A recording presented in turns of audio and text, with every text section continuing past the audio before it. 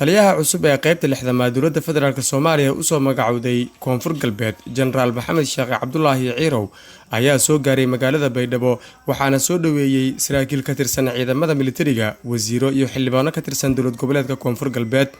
Taliyaha cusub ayaa imaashihiisa Baydhabo waxaa ku wehelinayay saraakiil sare oo ka tirsan ciidamada xoogga dalka Soomaaliyeed oo ka mid ahaayeen madaxa howlgelinta ciidamada xoogga dalka General Madoobe iyo saraakiil kale. Taliyaha cusub ee qaybta lixdamaad Maxamed Cabdullaahi Ciirow ayaa warfidyaanka kula hadlay garoonka diyaaradaha ee Baydhabo waxaana uu ka hadlay soo dhaweynta loo sameeyay maanta.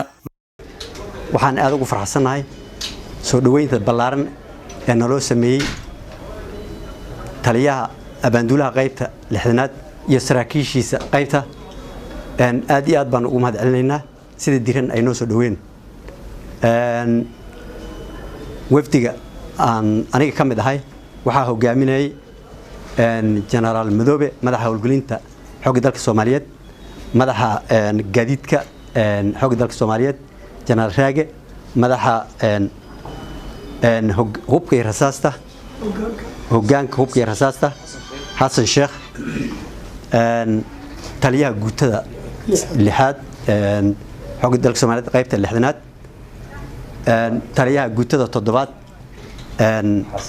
Colonel Xasan iyo saraakiil kale oo nala socota.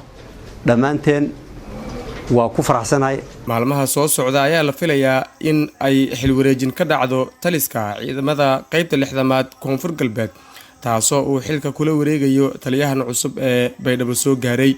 Cabdullaahi Nuur Aadan, TV-ga caalamiga SABC TV, Baydhabo.